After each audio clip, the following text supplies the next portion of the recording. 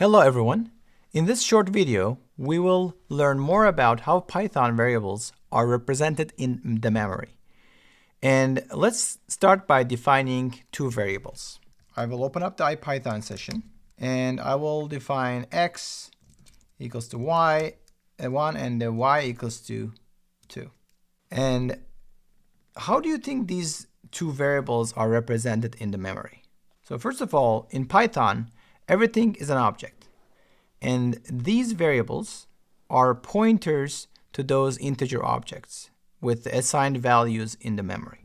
If you want to draw that in here, we can say x is pointing to a memory space where the integer object exists with the value 1, and the y, on the other hand, is pointing to a different memory space with the integer object value 2.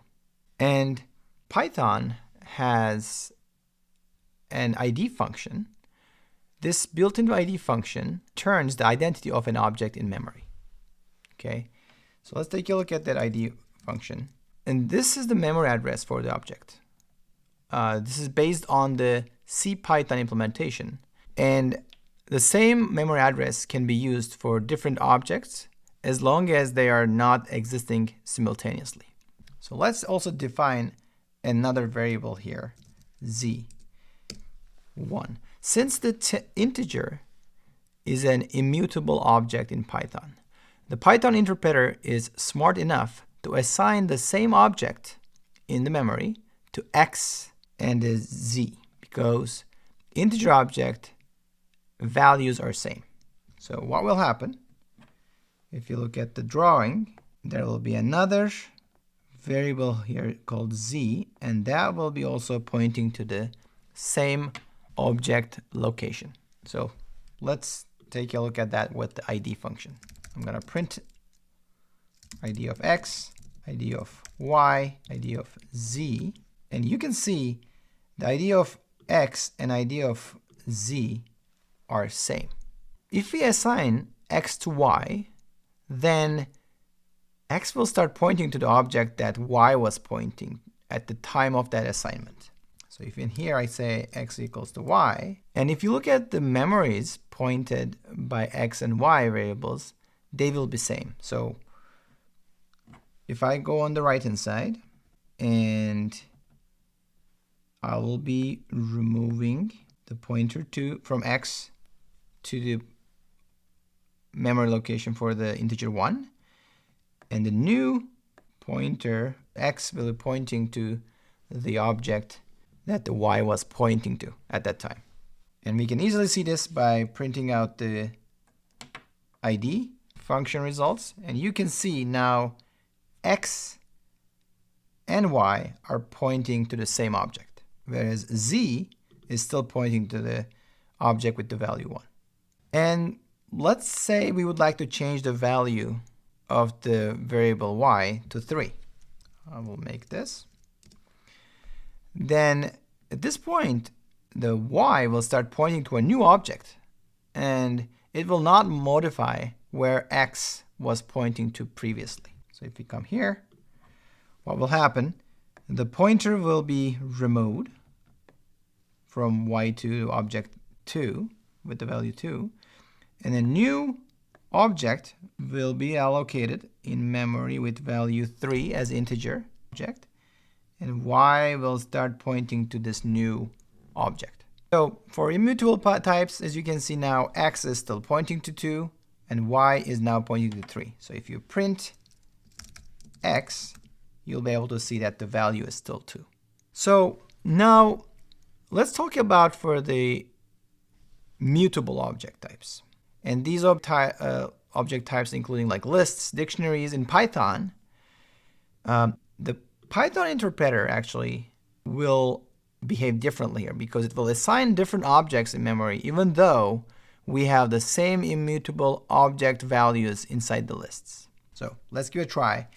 Let's try this with, let's say, t is an list with integer item in it, 1, and s the same way, a list with integer item 1 in it.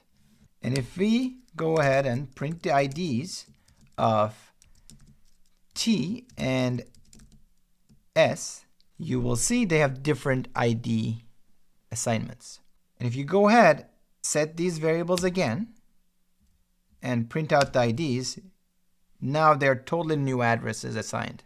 So since these are mutable objects, Python interpreter is setting new objects for each of these assignments. So let's try to read back the values of these objects from the memory addresses allocated. So this will work as expected since these memory addresses are actively being referenced, so this should not be surprise. For that, we need to import the ctypes package. And I'm going to print the ctypes, and I will just cast that ID. So let's first take a look at the first assignment we had with X in here, where we had the ID with the value 1. I will copy this ID and paste it here. Then I will cast it the ctypes pi object, and then we'll get the value of that. So this should return us the 1, which it does. Now, what about when we delete the objects? So Python has functions called del, which is short for delete. When you delete, Python actually deletes the reference of these variables. So you're flagging them for Python's garbage collector. However, depending on the object's properties, you may experience operating system level memory caching. And even though you delete a variable and run the garbage collector manually, you may still access that object in the memory. So let's take a look at this example. If I go ahead and print the ID of X and ID of T. One of them is an integer and the other one is a list. So now we can see these IDs here. I'm going to delete the integer X, and I'm going to delete the list T. And let's also run our garbage collector manually. And let's take a look at if I go up on the memory space reading, I would like to see what is the value for the X now, which was our integer. And if I paste it over here, if I paste it over here, let me replace that. It's still 2. Although I removed it from the references and I already run the garbage collector manually, it's still showing, the memory is still showing that value 2. So it's not removed at the moment. And if I go back and check the list that we deleted, the list T, so let's take a look at the memory allocation of T and come back here. As you can see, the memory allocation T is empty now. It's an empty list. So, as you can see, a Python interpreter is smart enough to set the right memory locations for the mutable objects as well as immutable objects, and there's slight differences there. This concludes our short video for today. See you in the next one. Thank you.